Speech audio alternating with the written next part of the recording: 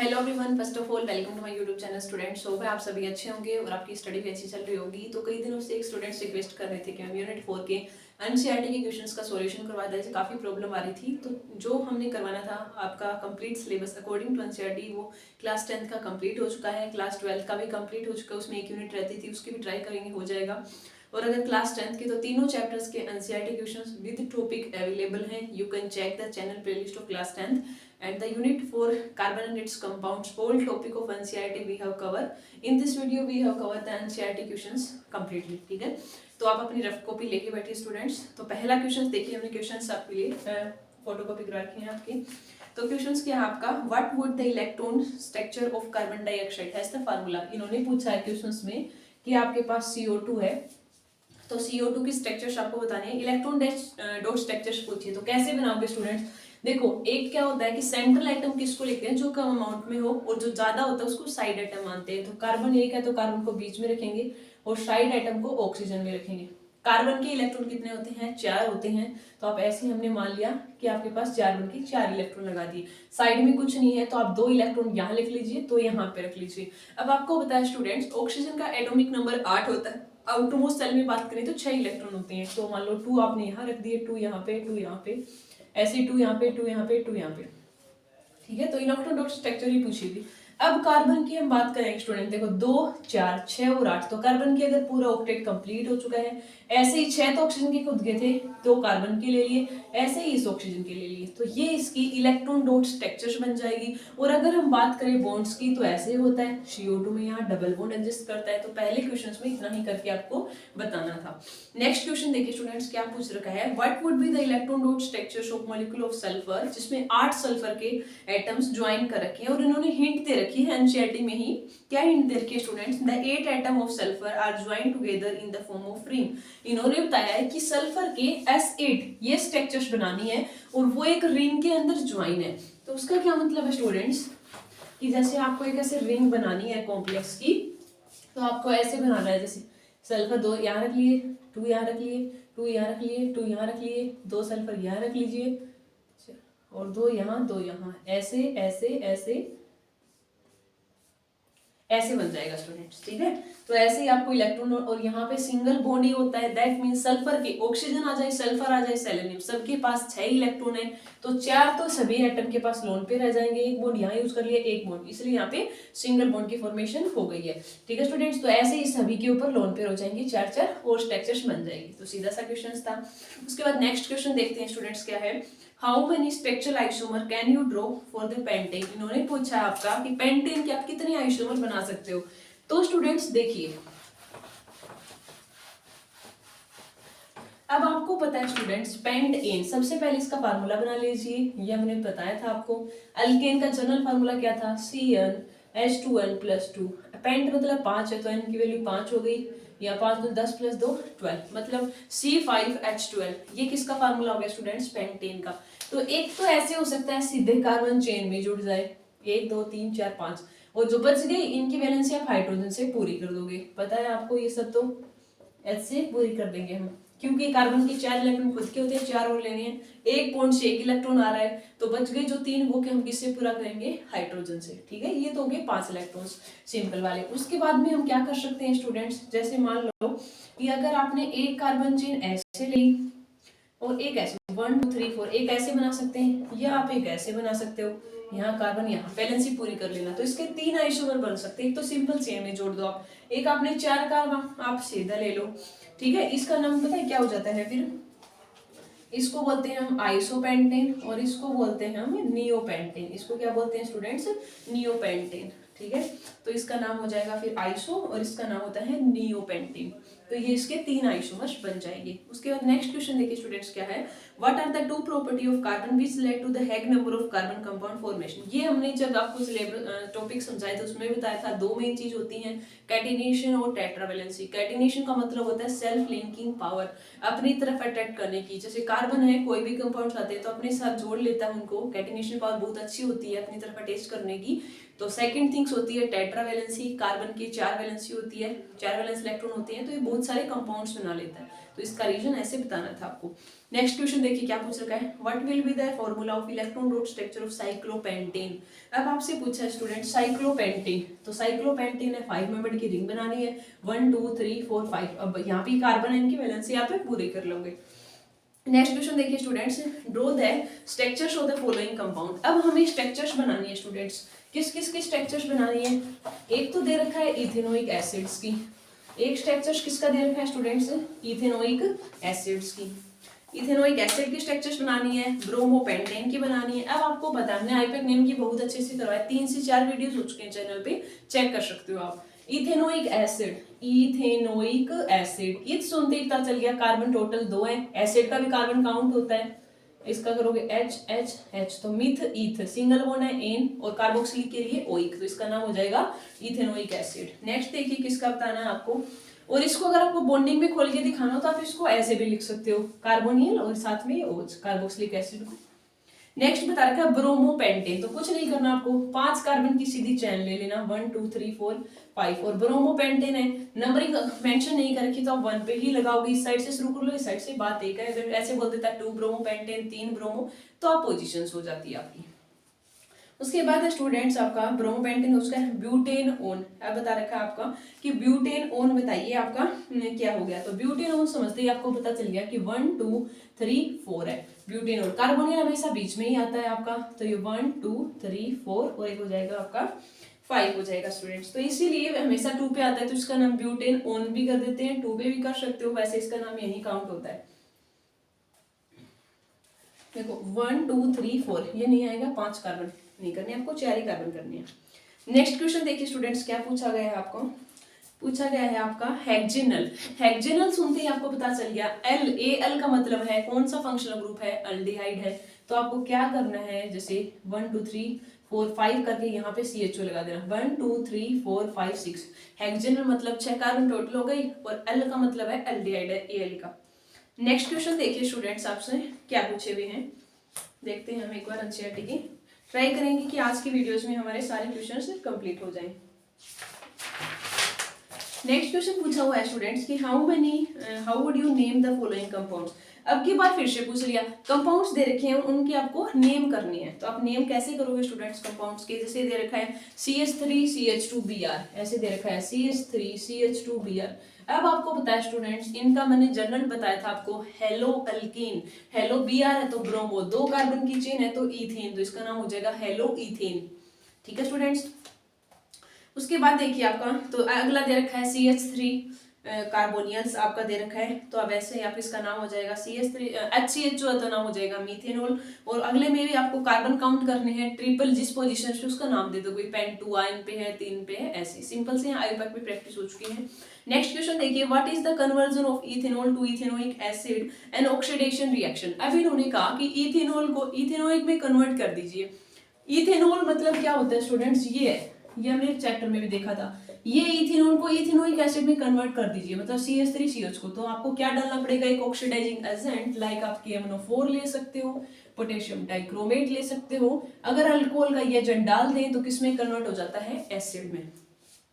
उसके बाद देखिए क्वेश्चन है, ए mixture of oxygen and ethyne is burned on for welding. जब वेल्डिंग की जाती है आपने देखी होगी, तो वहां पे क्या करते हैं, can you tell why a mixture of ethyne and air is not used. इन्होंने पूछा है कि जब आप वेल्डिंग वगैरह करते हैं तो इथाइन और एयर का यूज क्यों नहीं किया जाता, क्योंकि स्टूडेंट्स जब आप इथाइन का यूज करते हैं हम एयर के अंदर, तो वहां पे एक छोटी फ्लेम मिलती है। क्यों मिलती है, क्योंकि वहाँ कंप्लीट ऑक्सीडेशन कंबस्टन नहीं हो पाता, अगर क्योंकि उसको वेल्डिंग के लिए हमें बहुत ज़्यादा हाई टेम्परेचर की जरूरत होती है, तो अगर वो करोगे तो उसका कंप्लीट ऑक्सीडेशन नहीं हो पाता, बर्निंग नहीं हो पाती, तो बर्निंग मेल्टिंग नहीं हो पाएगा आपका। जो वेल्डिंग करते हैं किसी चीज़ को, लोहे वाले देखा होगा आपने, तो इसीलिए उसका यूज नहीं किया जाता। आसान सा ही क्वेश्चन था। अगला क्वेश्चन है आपसे, how would you distinguish experimentally alcohol and carboxylic. अब इन्होंने कहा एक तो अल्कोहल है, एक कार्बोक्सिलिक एसिड, आप कैसे पता लगाओगे कि इस फंक्शनल ग्रुप में अल्कोहल है, इसमें एसिड है। तो हमने इसके लिए आपकी रिएक्शंस भी दी थी। अगर आप अल्कोहल है स्टूडेंट्स, अल्कोहल है, जैसे मान लो ये दे रखा है C2H5OH, अल्कोहल में अगर आप सोडियम हाइड्रोजन कार्बोनेट डालते हो तो ये कोई रिएक्शन नहीं करता। लेकिन अगर यहाँ पे अल्कोहल की बजाय एसिड होता COH, तो क्या हो जाता है, इसका एक चटकर अन्य लग जाता है और यहाँ पे CO2 गैस बाहर निकलती है, ठीक है, बबल आउट निकलते हैं, तो आपको पता चल जाता है कि इसमें एसिड है, इसमें अल्कोहल है। नेक्स्ट क्वेश्चन देखिए, what are oxidising agent. Oxidising agent क्या होते हैं उनके बारे में बताना है और साथ में आपको एग्जांपल देना है। तो ऑक्सीडाइजिंग एजेंट का क्या काम होता है, एक फंक्शन ग्रुप को, लाइक अल्कोहल है, उसको ऑक्सीडाइजिंग एजेंट पहले एल्डिहाइड में कन्वर्ट करते हैं, फिर वो एसिड में बदलते हैं। यहाँ पे आपका कंप्लीट ऑक्सीडेशन है, तो अल्कोहल से आप सीधा एसिड बना सकते हो, उसको बोलते हैं कंप्लीट ऑक्सीडेशन करना, ऑक्सीडाइज करना, ऑक्सीजन ऐड करना। ठीक है, नेक्स्ट क्वेश्चन पूछा गया है students, why would you able to check if water is hard by using a detergent. आप ये कैसे पता लगाओगे कि वाटर एक हार्ड रिएजेंट है आपके पास, would you able to check water is hard using a detergent. मान लो आपके पास डिटर्जेंट दे दिया गया, सर्फ है और पानी दे दिया गया, आपको पता लगाओगे कि हार्ड है या सॉफ्ट है, तो आप कैसे देखेंगे। तो ये तो आपको पता है कि डिटर्जेंट होता है ना, give lather with hard and soft water both. अब आपको तो पता है, जैसे एक साबुन आपके एक डिटर्जेंट है, तो डिटर्जेंट तो सिर्फ हार्ड वाटर और सॉफ्ट वाटर दोनों के साथ रिएक्शन करता है, आपने देखा होगा। लेकिन जहां पे जैसे खारा पानी होता है, ऐसे बोलो आप, हार्ड वाटर मतलब कैल्शियम मैग्नीशियम का बहुत ज्यादा है, तो खारा पानी होता है, वहां पे अगर लोग कपड़े वॉश करने के लिए साबुन का यूज करेंगे तो वहां से क्लीन नहीं हो पाता, क्लीनिंग एक्शन नहीं हो पाता, डिटर्जेंट का यूज किया जाता है। ठीक है, तो वही पूछा गया है यहाँ पे। लेकिन सोप में आपके पास दिस इज नॉट, बस ए 2 ही मार्क्स का क्वेश्चन पूछ रखा है एनसीईआरटी में, तो इतना ही बताना आपको कि अगर हार्ड और सॉफ्ट में डिटर्जेंट दोनों के साथ रिएक्शन करता है, लेकिन सोप आपका एक के साथ ही रिएक्शन करती है, तो इसे पता लगाना था आपको। नेक्स्ट क्वेश्चन में पूछा गया students, people use a variety of method to wash clothes, usually after adding the soap they beat the clothes on a stone और beat it with the paddle scrub brush और mixer ejected washing machine, why agitation necessary to clean clothes. अब ये पूछ रखा है, जैसे आप कपड़े वॉश करते हो तो क्या करते हो, साबुन लगाते हो, फिर उन्हें अच्छे से क्लीन करते हो। ठीक है, अगर आप साबुन लगा के छोड़ दी, सीधा पानी डालिए, तो वॉश हो जाएंगे क्या, नहीं होगी ना। तो इन्होंने बताया कि बाद में आप पीट करते हो, जैसे आपने देखे होगे जो लोग बहुत सारे कपड़े वॉश करते हैं, धोबी वगैरह होते थे पहले, तो वो क्या करते थे, कपड़ों को साबुन लगा के ऐसे पीटते थे ताकि उनका मैकेनिज्म ऑक्सीजन, बाद में पानी डालकर उनको अच्छे से क्लीन कर देते थे। तो वही पूछा है, तो इसके लिए नेसेसरी आपको बताया, क्योंकि हमने देखा था कि सोप का जब एक्शन था वो मिशेल बनाते थे, हमने ये भी देखा था, ये थ्योरेटिकल वाला पोर्शन आप देख लेना। सोप में एक प्लस पार्ट होता है माइनस, हाइड्रोफोबिक और हाइड्रोफिलिक, कैसे वाटर का रिएक्ट होता है, मिशेल बनता है, फिर पानी डालते हो तो जो भी आपका डस्ट पार्टिकल है वो मिशेल बाहर निकल जाता है पानी के साथ और कपड़े आपके क्लीन हो जाते हैं। ठीक है, तो वही आपको बताना था, अगर आप ऐसे नहीं करोगे तो वो नहीं हो पाएंगे।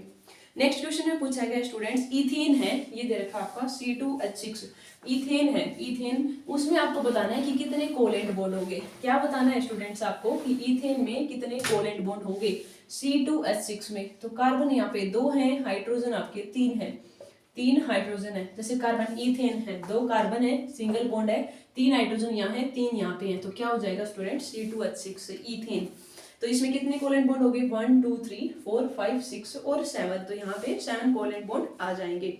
नेक्स्ट क्वेश्चन देखिए, butanone is a 4 carbon compound with the function group. Butanone है, इसका मतलब ओन कौन से फंक्शनल ग्रुप के लिए होता है स्टूडेंट्स, कीटोन के लिए। तो ब्यूटेनोन का क्या मतलब है, यहाँ पे आपका कौन सा फंक्शनल ग्रुप है स्टूडेंट्स, कीटोन। नेक्स्ट देखिए क्वेश्चन क्या है आपका कि while cooking if the bottom of vessel is getting blackened on the outside it means that, इसका क्या मतलब होता है स्टूडेंट्स, एमसीक्यू क्वेश्चन आप आसानी से कर सकते हो, क्योंकि जब आप कुकिंग करते हैं तो ये तो आपने देखा होगा, आप कोई भी सब्जी बनाते हो, खाना बनाते हैं, तो नीचे से बर्तन ब्लैकनेस हो जाता है, ब्लैकन हो जाता है। तो ऐसा क्यों होता है, क्योंकि जो फ्यूल है ना वो कंप्लीटली बर्न नहीं हो पाता, कंप्लीट कंबस्शन होता है, तो आपके पास वह ब्लैक नहीं मिलता, स्मोकी फिल्म आती है इसी वजह से, तो इसके बर्तन नीचे से ब्लैक एंड हो जाती है। Explain the nature of covalent bond by using the bond formation. अब इन्होंने पूछा कि ये बना के दिखाइए हमें, CH3Cl, तो सीधा बना सकते हो, कार्बन के यहाँ Cl लगाना है और 3 हाइड्रोजन लगानी है, तो स्ट्रक्चर्स बन जाएगी CH3Cl की।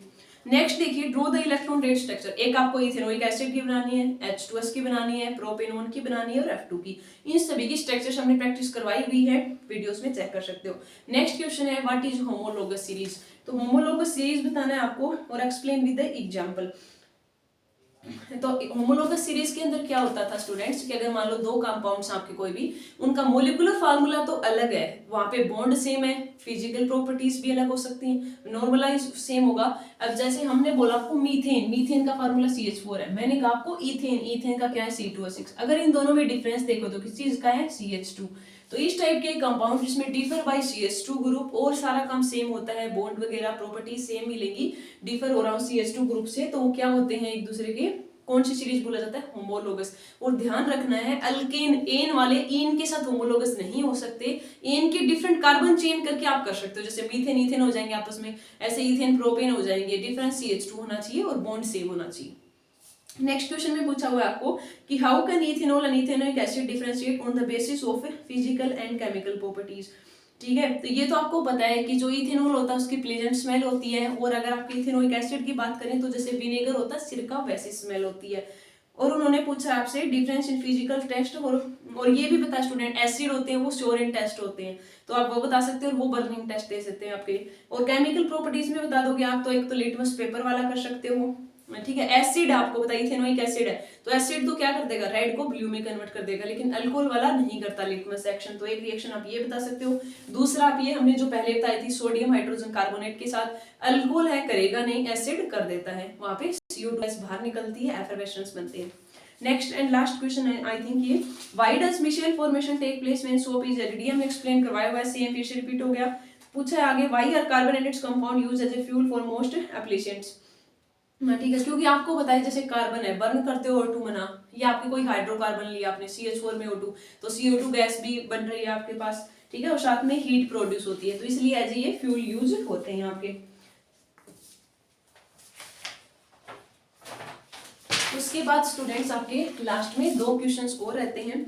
उन्होंने क्या बोला है, explain the formation of scum when hard water is treated with soap. ये हमने पहले एक्सप्लेन कर दिया, वही है कि अगर आपके पास हार्ड वाटर है तो वहां पे स्कम क्यों बन जाते हैं, झाग ज्यादा हो जाते हैं, तो वहीं आपको एक्सप्लेन करना है। क्योंकि हार्ड वाटर के साथ में साबुन अच्छे से काम नहीं कर पाती, सॉफ्ट में कर पाती है, वहां कैल्शियम मैग्नीशियम बढ़ जाते हैं खारे पानी में, इसलिए वहां पे नहीं हो पाती, इसलिए बहुत सारी साबुन वेस्ट हो जाती है आपको कपड़े वॉश करनी हो तो, हार्ड वाटर हो तो what change will you observe if you test soap with litmus paper. जैसे आपने सोप लिया, साबुन लिया, आप घर पे भी कर सकते हो, लिटमस पेपर लिया आपने, अगर साबुन के देखोगे तो उसका नेचर होता है एल्केलाइन बेसिक, तो आपका ब्लू से क्या हो सकता है, अगर बेसिक है तो क्या होगा, रेड से ब्लू हो गया, ब्लू से रेड, ये कमेंट करना आप।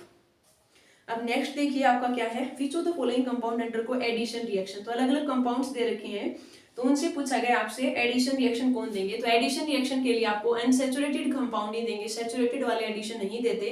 अनसैचुरेटेड को हम सिंगल बनाते हैं तब उसमें हाइड्रोजन ऐड करते हैं, साथ में निकल कैटलिस्ट ले लेते हैं। नेक्स्ट है क्वेश्चन आपका, give a test that can use to differentiate between butter and cooking oil.